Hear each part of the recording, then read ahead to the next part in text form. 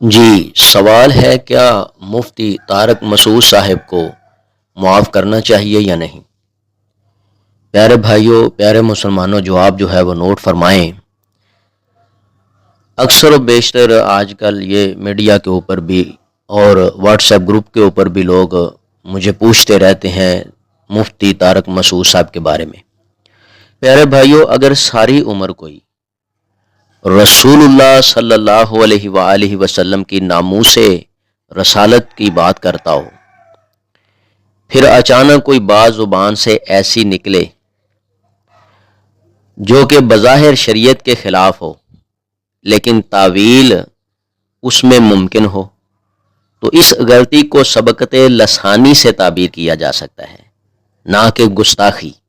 لہٰذا ایسی باتوں کو لے کر کسی کو قصوروار ٹھہرانا اور اس کی آڑ میں اس کو برا بھلا کہنا اور مختلف قسم کے فتوے پراپوگنڈے کرنا یا ایسے نازیبا الفاظ استعمال کرنا، اسلام میں کہاں اجازت ہے اس کی؟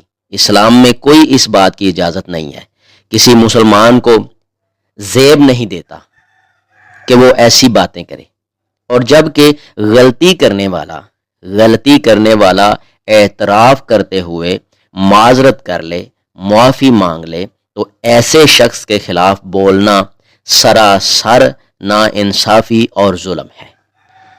مولانا مفتی طارق مسعود صاحب نے جو بھی غلطی کی، جو بھی منہ سے نکلا، انہوں نے میڈیا کے اوپر آ کے پوری دنیا کے سامنے ہاتھ جوڑ کے انہوں نے معذرت کی، معافی مانگی۔ پیارے بھائیوں، معافی کو اللہ تعالیٰ پسند کرتا ہے۔ جی، نبی رحمہ حضرت محمد کریم صلی اللہ علیہ وسلم کو یہ بات بہت پسند ہے کہ اگر کوئی بندہ معافی مانگ لے تو اس کو چھوڑ دینا چاہیے، ٹھیک ہے۔ اب مفتی طارق مسعود صاحب جو ہیں، انہوں نے میڈیا کے اوپر آ کے معذرت کی ہے، معافی مانگی ہے، تو ان کو معاف کر دینا چاہیے، نہ کہ ان کے اوپر سختی کرنی چاہیے۔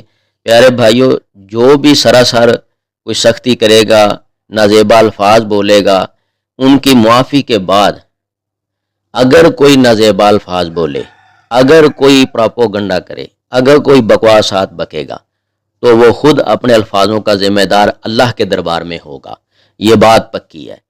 اللہ تعالیٰ اس بات کو سمجھ کے، اس باریک بینی کو جان کے، اللہ تعالیٰ اس کے اوپر پورا عمل کرنے کی توفیق عطا فرمائے۔